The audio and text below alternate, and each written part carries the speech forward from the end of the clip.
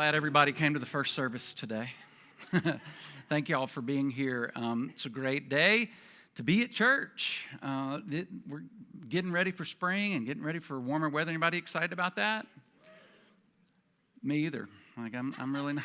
I kind of like cold weather. I prefer it to be a little chilly, but that's just me. I like spring, but my allergies go crazy in the spring, and so it makes it really not very pleasant. But outside of that, we are in the second week of our series, Inside Insight. And basically, it's, again, very simple. We're talking about the idea that what's on the inside matters a whole lot more than what's on the outside. And we all know this intuitively. We hear it growing up. The older we get, the more we hear that, the more we realize that. And yet, the truth is, we tend to pay a lot more attention to what's on the outside, our external behavior, our words, our actions, than we do pay attention to what's on the inside. And yet, what's on the inside, what's in our heart, is what drives what's on the outside and what people see in our actions and our behaviors and our words. And we know that, but it's just a lot easier to pay attention, and to kind of monitor and filter behavior.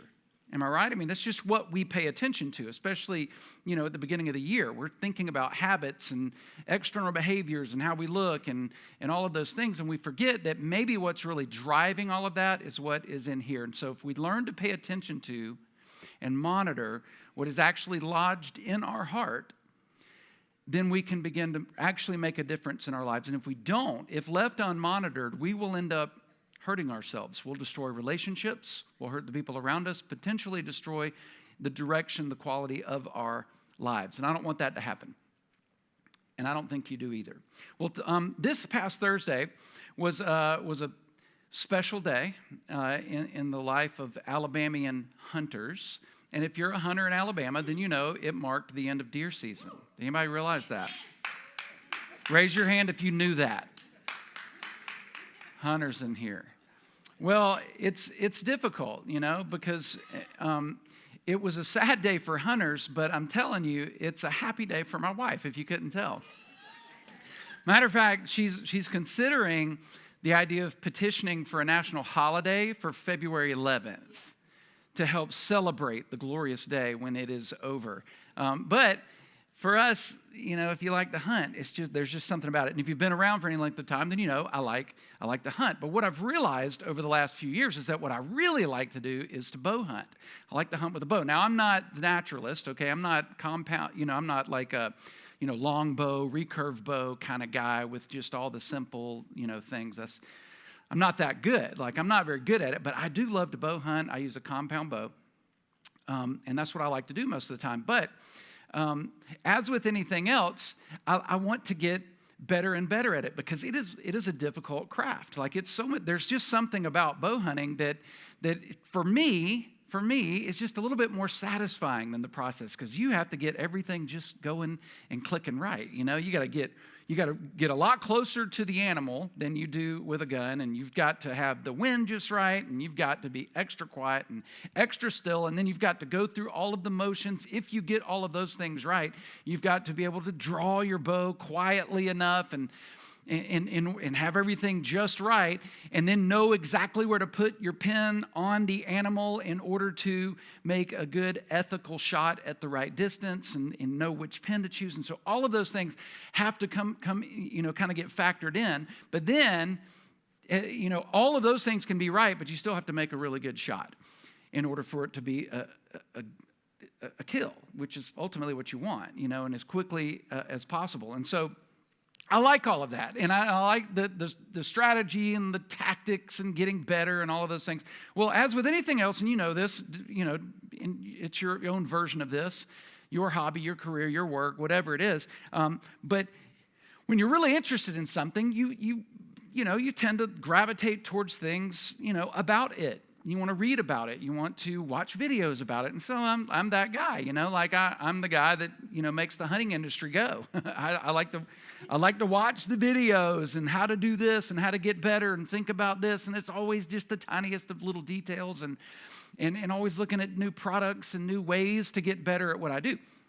Okay, so I'm just, letting you in here. I'm just letting you into, kind of how my mind works. And so The problem is, and you know this, is that the more you do this on social media or on the interwebs, the more you spend time looking at these things, the more Mark Zuckerberg filters out your content to show you all of these things so that you can become more aware of what's really there. And that's what begins to happen. You start getting promotions and advertisements, and here's this hunt, and you can go here, and you can buy this, and this is what you need. And literally within 20 or 30 seconds, you can be convinced that you've got to have something. That you need something I didn't know I needed. I need this, or something that I've already got, but I've got to replace. And the thing is, I brought my bow with me, and what's interesting about this is that it's not real nice. This is nice to me, but I bought this a few years ago. It's a Matthews bow, but it's their like low end line. it's for pastors. And so it's an affordable line of bows. And so, I think I spent $500 or $600 on this, and you can easily start out literally with just the limbs and the frame itself at $2,000 and up, and that's just that's nothing on it. But for me, I don't do that. We buy old cars, and I buy cheap bows, and so, but it works for me. Like, it's great. But then you have to just consider that it's not just the bow. Like, you've got to have all of the things, and it's the part my wife doesn't understand. Like, it's just very important, and you're going to have at least a $30 peep sight, and then I have to have a lens clarifier on here for my vision, because I can't. When I look through this little thing, all of these are super blurry. Does anybody struggle with that at their age? It's just, and so a lens clarifier helps make all those show up. It's like amazing. You can see them.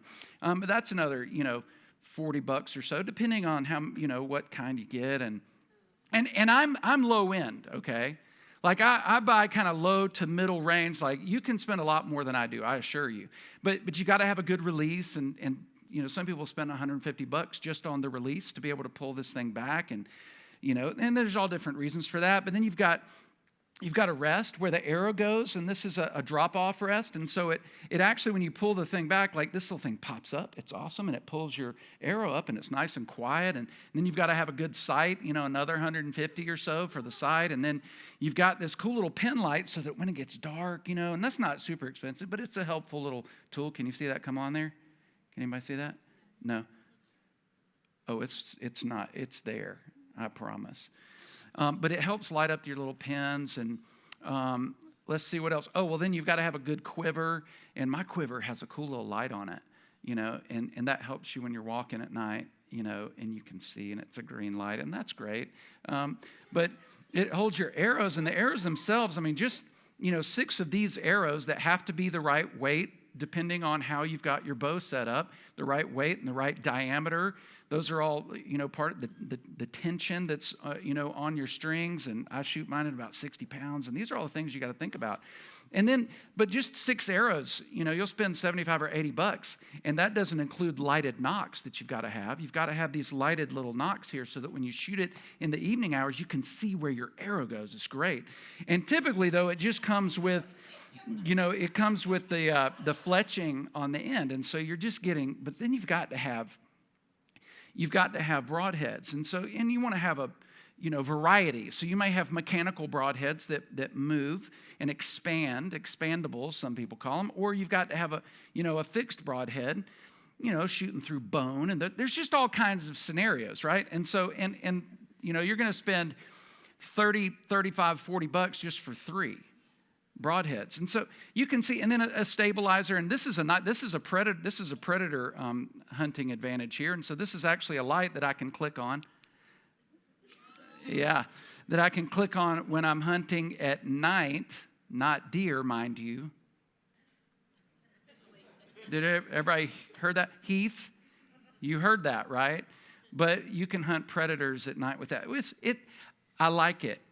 And it's fun. And literally, I mean, you can get into just my setup, you can get into the, $1,500 range real easy. And that doesn't include the targets and the bow cases, and a soft case just kind of for normal use. And then a hard shell case that can travel in the air, when you travel to go hunt other places. And then the camo and the gear, and you've got to have an extra release and extra arrows and target, just the whole thing. There's an unbelievable amount of stuff, but you get into all of that and you realize real quick that it's kind of an endless cycle, and it's kind of miserable, really, and yet you think, but I've got to have it. I've got to have it because this is what's going to make me successful this year. It's going to be amazing. And I had a successful year.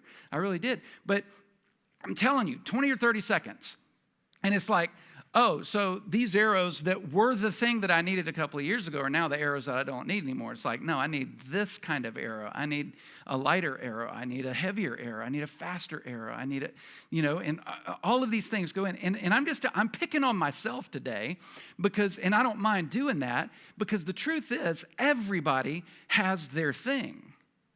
You've got your own version of this, and it's not always stuff. It's may not be a bow for you, but it's just life in general. We just recognize that there are things that we are drawn to and attracted to that we constantly are baited to want more of or to have better versions of, even when we've already got it. And material things is kind of what comes to our minds.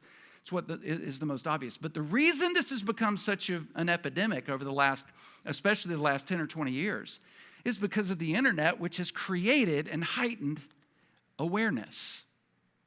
It's just awareness. Before we were aware that we needed more things, the less we needed more things. It was a miracle how that happens. And advertisers know this, that the more aware we are and the higher our awareness grows, the more our desire for what we don't have grows as well. And so our awareness goes up. And this is just kind of how the process goes. The more aware we are of what we don't have, this is, basics 101 here. This is like elementary. The greater the dissatisfaction with who we are, where we are, and what we do have. And you know how that goes, which is the danger. And this is really what I want us to see today, what I want us to talk about, because while this seems very elementary to think this way, the truth is, and it's one thing to figure out ways. It's like, okay, so because my version of this is I limit how much I'm going to spend. It's like I'm not going to spend $300. I may spend $100 on that item, or I'll find a knockoff version or a cheaper version. That's kind of, and that's easy enough to kind of manage and maintain for some of us. Now, some of us not. But the problem is really just the awareness. And it's really, when it leaks down into our heart, it begins to filter out, not just into the stuff we have and our possessions and our resources, but into just the lives that we live. And our kids, and our spouse, and our friend group, and our jobs, and our vehicles, and our house. And it can leak into any part of our lives. And so this is the word. This isn't a word we use every day because it's kind of a Bible word is where you hear this more.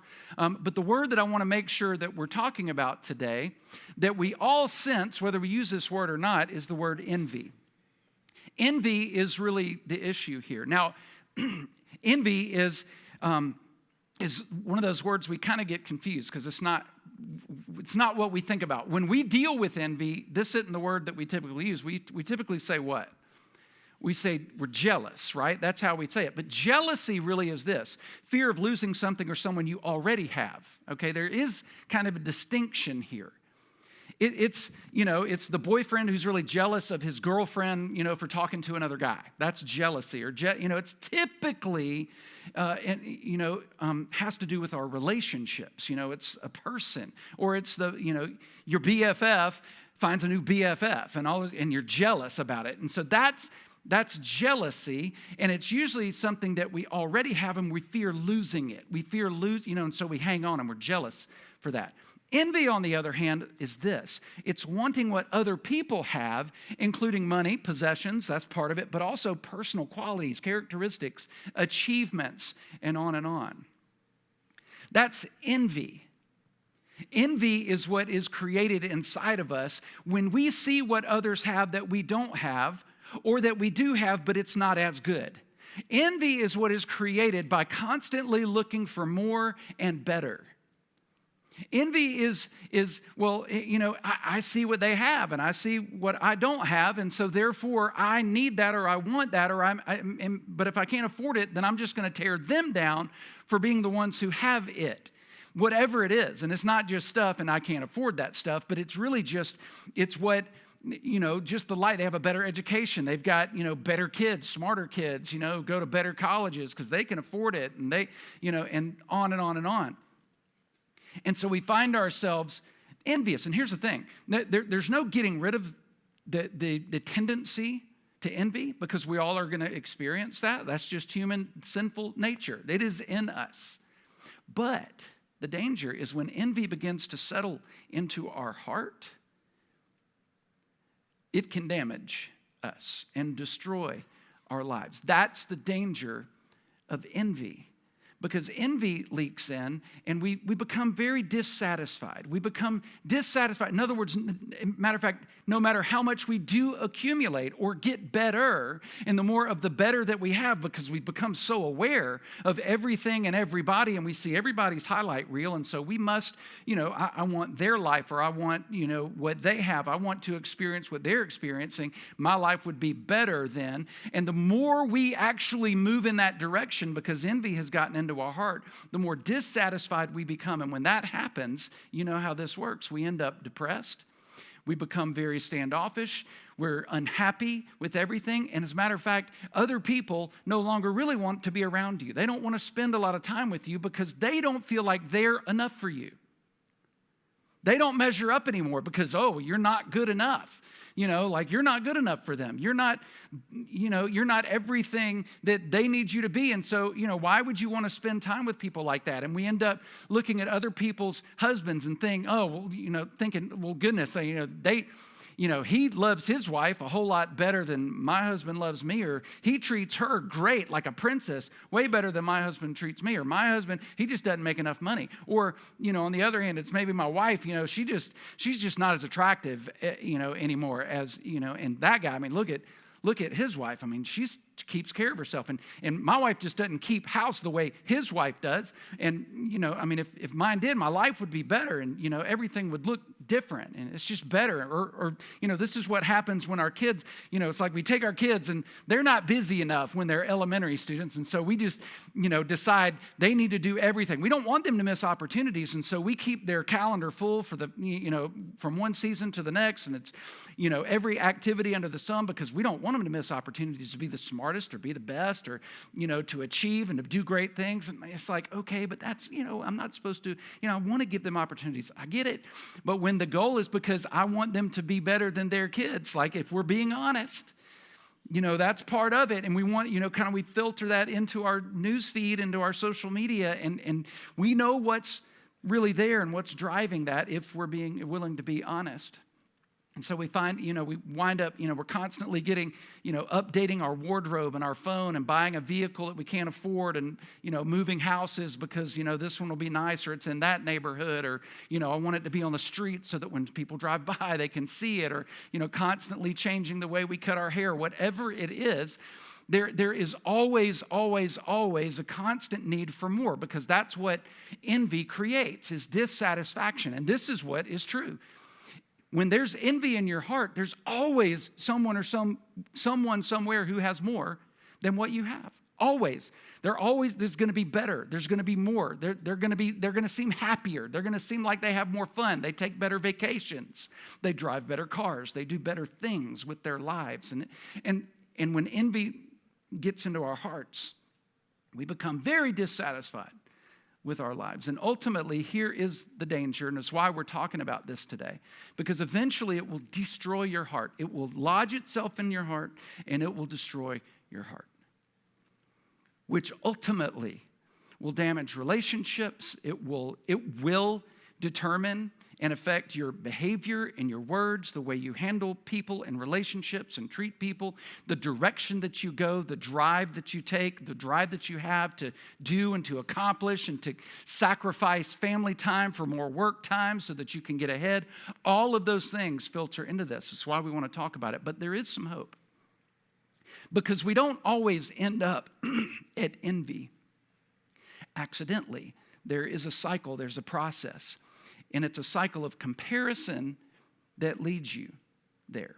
And so if we can figure out how to handle and deal with our bent toward comparison, which is in all of us, we just do it. And I'm telling you, you'll fight against this every single day of your life. It just is human nature. We're constantly making comparisons. And because awareness of what we do or don't have goes way up nowadays, we are so aware of what we do and don't have because we're constantly forced to compare. Even if we don't mean to, we're just seeing, oh, they got that, I don't have that. And so if we can deal with this cycle, if we can get ourselves out of this cycle, then maybe there's something that we can do about this. Well, the thing is, Scripture, Jesus himself gives us a secret. There is a secret that Jesus talks about a good bit when it comes to this that really does help us move away from envy, from allowing it to get stuck in our hearts. But the great thing about this little secret is it's a well-known secret. And if you're a Christian, if you've been in church for any length of time, then you know this. But if you're not a Christian, this is helpful too. I mean, there is application here. But if you are a Christian, you take the New Testament seriously and the words of Jesus seriously, then this isn't just a life hack, okay? This is an obligation. And over and over again, what you hear, Jesus talks about, Jesus tells these parables oftentimes. And if you've been around, you know this. Parables are just stories. They're made-up stories that Jesus would tell in order to teach a very real truth. And so he would tell these stories in order just to help bring clarity around something that may otherwise, be a little confusing. And so he would tell different versions of kind of the same story in order to get the point across. Well, a lot of his parables, a lot of his stories talk about something we don't really like to talk a lot about. That one day, as this is what we believe, that all of us, and this is what Christians believe, that all of us are going to be obligated to give an account for what we did with what we had in the life that we lived. That one day we're going to give an account for how we stewarded and how we managed the things that we had been given in this life. And not just the material things, but the blessings, even some of the curses, the life lessons and experiences, that how you manage those, we're gonna be held accountable for that. Nobody really wants to talk about that, but that's what we believe. And so as Christians, we ought to pay attention to that. Well, a lot of these parables are found in Matthew's gospel. He includes a lot of the stories. But in Matthew chapter 25, this is right towards the end of Jesus' life. He's just before he's getting ready to be crucified, as a matter of fact. He's, some of the last things that he teaches his disciples. He's wanting to prepare them for what is to come, and he's talking about this. He tells this story, and so I just want to read through some of this story. You've probably heard this before. You've probably read it before, but let's hear this with fresh ears this morning. This is what Jesus says, and so he's describing the kingdom of heaven, or what what things are going to look like or should look like even now as residents of the kingdom of heaven, as being a part of his story. Again, the kingdom of heaven, it will be like this. And then he tells this story. It's similar to this. A man goes on a journey, and he calls his servants together, and he entrusted his wealth to them. A man's going to leave for some extended period of time, but he takes what he has in his possessions, and he kind of gives them to each of these servants in order to steward, in order to manage it while he's gone. Well, to one he gave 5 bags of gold, to another 2 bags of gold, and to another 1 bag of gold, each according to his ability. He just kind of weighed his options, and he gave a little more here, a little bit less here, but a little bit less here to this guy, but all with the same purpose. And then he went away on his journey. Well, the man who had received 5 bags of gold, he went at once, put his money to work, and he gained 5 bags more. He doubled it. So also the one with 2 bags of gold gained 2 more. So he doubled his.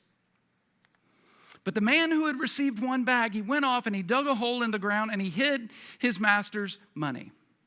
He hid his master's money, stuck it in the ground because he was nervous. That's what we find out. But here's what happens. After a long time, the master of those servants returned and settled accounts. He held them accountable for what they did with what he had given them. He settled accounts with them. And notice this. What you'll see is that the 2 servants the one who had been given 5, the one who had been given 2, and the ones they had kind of doubled the profit. They had, gotten a great return for what they had been entrusted with. They're excited to see the master. They didn't know when he was going to return, but what you see is they're ready. They're ready to show him, hey, look, this is what I did with this. I want you to see this. But what you'll see is that the other guy, he had the money to be able to give back to him. Here's everything that you gave me, that you put in my hands. And yet it's clear that his relationship with the master is different, that he sees something different.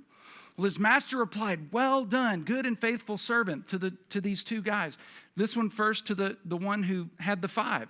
You've been faithful with a few things. I'll put you in charge of many things. Come and share in your master's happiness. He said that to both the man he had given 5, the man he had given 2. There was a 5-bagger and a 2-bagger. But then the 1-bagger, he's not real excited to see his master. And here's the response. Then the man who had received 1 bag of gold, he came back and he said, Master, I knew that you're a hard man. I know that you're a tough guy to work for, and so I just want you to know, I recognize that you're out there working hard. You're harvesting where you've not sown. You're gathering where you have not scattered seed, and so I get that. You're a tough man. You pay attention to what you own. So I was afraid, and I went out, and I just hid your gold in the ground, and see, here is what belongs to you. I'm giving it back to you. And this is the response. You wicked, lazy servant. It seems harsh. It's like, okay, so again, let's not forget, this is a made-up story. Jesus is telling this story. But he's basically saying, look, you wicked and lazy servant, I gave you something to use, to do something with, and you went out and you buried it. In other words, I gave you something to be able to do something great. I gave you an opportunity to do something incredible, to do something great with what I had given you, and yet you took it and you were more worried about yourself, so you put it in the ground and you hid it, and you did nothing with it, and nobody benefited from it. Not even me. You could have at least stuck it in the bank somewhere so it would earn some interest. There was something you could have done with it. And here's kind of my version of it. Here are my words.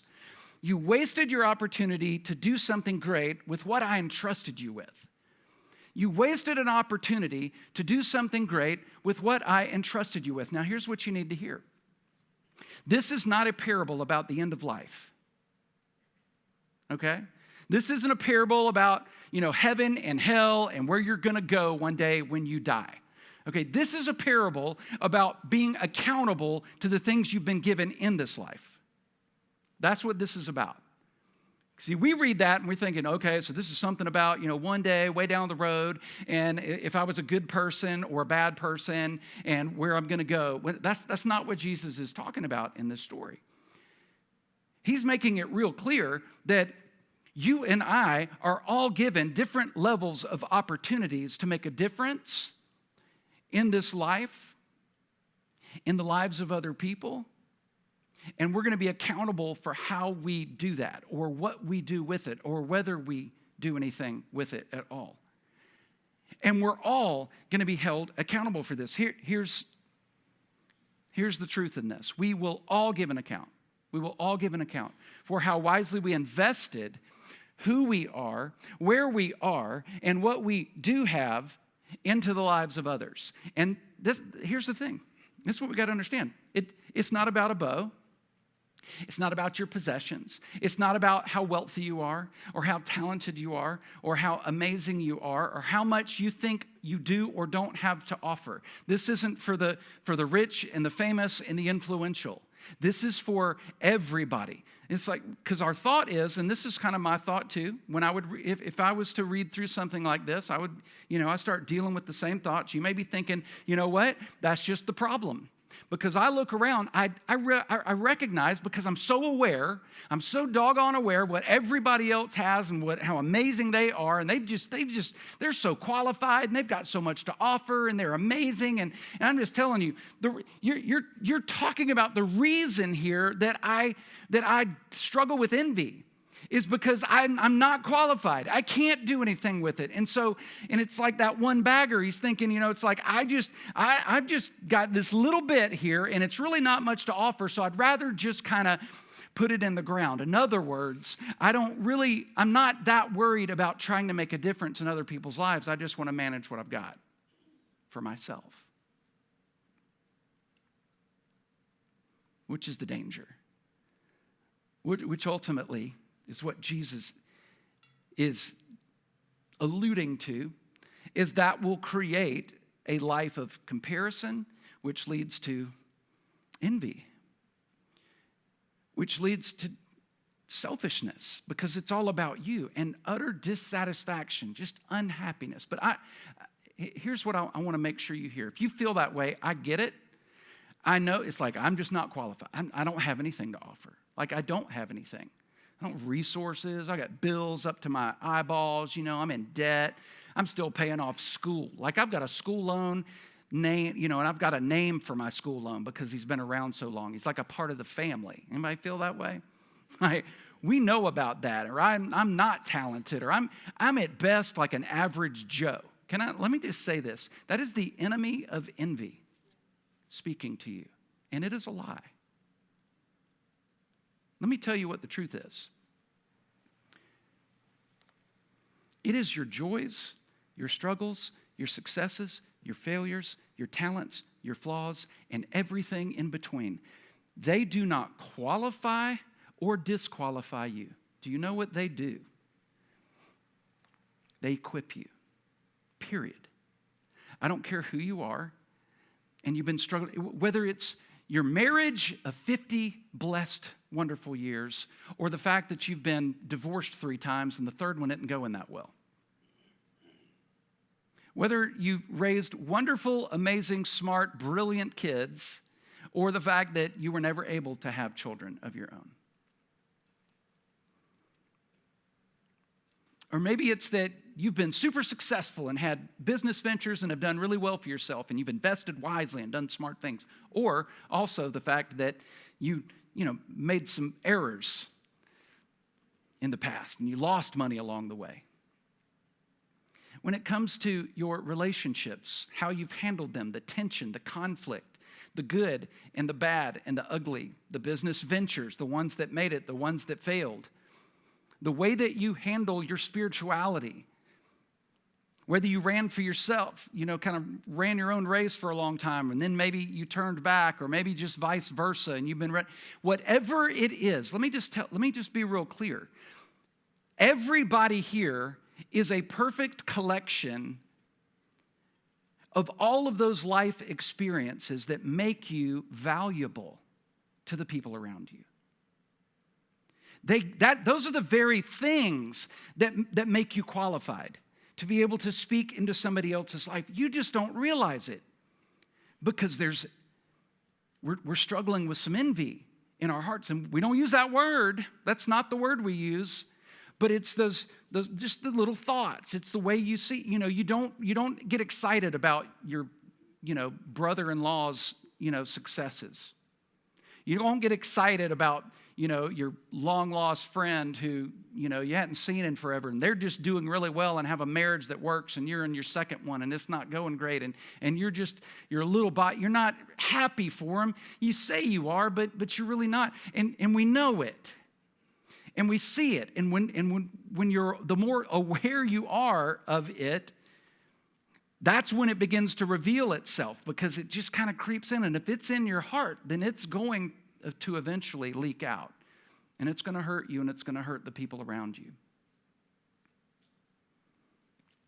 And yet, somehow we miss that all of those things, our lives, blessings and curses, the great experiences and the bad ones, those are the things that uniquely and perfectly position you to be able to invest yourself into the lives of the people around you, to shape their lives, to help move them in a different or a particular direction. Which is why we've got to deal with the envy in our hearts, or monitor it, because it's always going to be there. There's always going to be a temptation to envy, to want what we don't have, to be dissatisfied. There's always going to be that temptation. So it's always going to be there. So it's just monitoring it, paying attention to it, being aware of it, and then being really careful. And so I want to kind of give some application. I'm going to give you another question. Last week, do you remember the question? How is your heart? It was just kind of a broad, simple question to basically just to say, start paying attention to what's on the inside. How is your heart? This week, I want you to hear this question, and I put it, since we've been talking a little bit about awareness and social media and, my, shortcomings when it comes to stupid advertisements. I decided to put it in the form of a hashtag, okay? And so you can write this one down, but let me just see if you can figure this one out on your own. That's a question. Anybody got that one? Somebody say it. Are you envious? Thank you.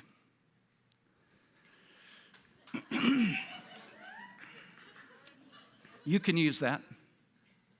I don't know if it's actually one or not. It probably means something terrible. What is runvus is probably something really bad, but I didn't look it up. I was just thinking of the question because I want you to put this right underneath, how's your heart? Because this one is dangerous. It's sneaky because it's not a word we use. But the question is, are you envious? Are you dealing with this? Are you caught in a cycle of comparison? And what do you do in order to get out of it? Because while you feel like it's like, okay, so maybe there's just a glimmer of hope in you, and maybe I've kind of remotely convinced you that you've actually got something to offer, but then how do I actually get into that mode? How do I actually deal with this temptation? Because it's always going to be there. And the thing is, just not doing anything about it isn't going to help. Canceling social media accounts and doing away with all your friends and moving, out into a monastery, becoming a monk and being silent 15 days a month is not going to do it. There will always be the temptation to compare, to look around, to see what's happening around us. So the awareness is going to be there. That's just the day and age we live in. Am I right? That's not going anywhere. So what do we do about that then? Well, here's what Jesus was getting at. It begins by learning, okay, this is a process. This doesn't happen overnight. Learning to shift your focus from acquisition to investment. See, we typically live, and again, those are, kind of financial terms, but just think of this in terms of just your life. Acquisition is worried about self-sustaining. It's worried about myself. It's taking what I get, putting it in the ground for my future, for, my future kids. And I get all that's great. And you need to take care of yourself, and you need to save, and you need to, be smart with your spending, and, set your kids up well, and take care of a college account, whatever it is you're doing. All that's great. But at some point,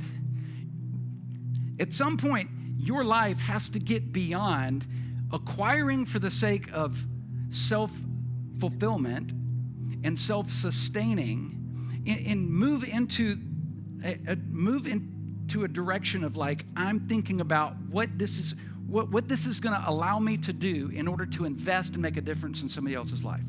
to invest myself, my time, my resources, my unique set of gifts and abilities and my flaws and the stupid things I've done and the things that I've learned through the years.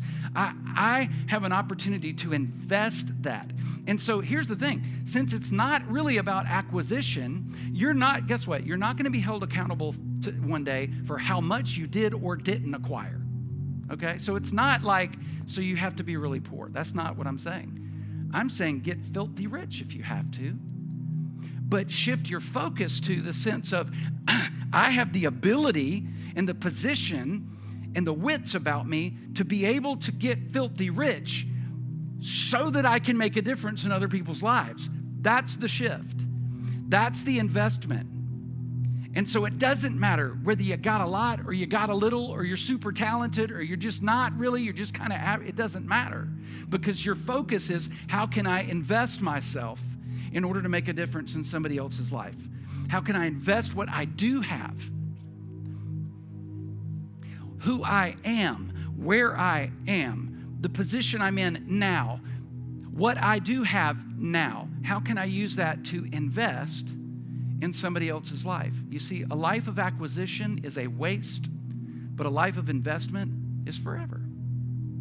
It makes all the difference. Jesus is saying, you wicked and lazy servant, which sounds so hard to hear. And yet the truth is, you and I have all been given a unique gift, our own life's experience, whatever that looks like. And we have an opportunity to invest that for the sake of not just ourselves, but others. And so how do you do that? How do you really shift the focus? You've got to start thinking in terms of leveraging what you have now. That's what I want you to do. This is the way I want to wrap it up. Look for ways. Here's the how. Look for ways. Look for ways. This isn't going to happen overnight. This is a daily going through the motions. Look for ways to leverage who you are right now, where you are right now, and what you do have right now, so that others can see what they don't have. And this is ultimately for the believer here. Because this isn't about creating something that causes other people to want something that we have except Jesus. So the goal, as you're investing in other people, and this, I mean, if you're not a Christian, this will help. Like I promise you, this will give you some purpose. It'll give you some drive. You'll get outside of yourself.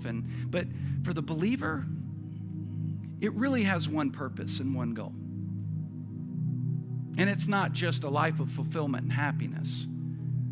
That's a byproduct. But ultimately, it's leveraging who you are, where you are, and what you do have now, so that you can then give them Jesus.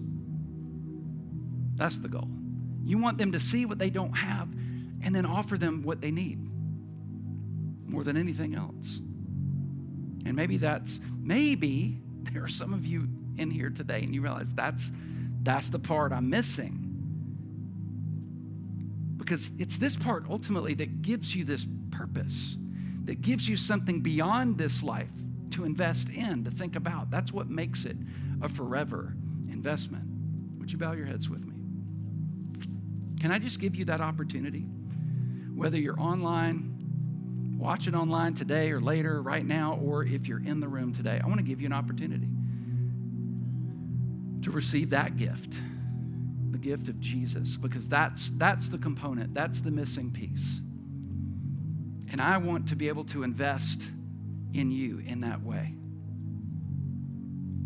Just right where you are, you can pray something like this to receive his gift. Just say, Heavenly Father, I want to receive Jesus today. I've been running. Didn't know why I was even here today. But I do know that this is some of my struggle. And I think it's because I'm broken on the inside. I'm a sinner, and I know I need a Savior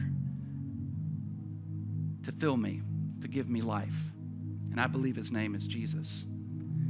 So I give my life to you. Change me from the inside out. And I pray this in Jesus' name.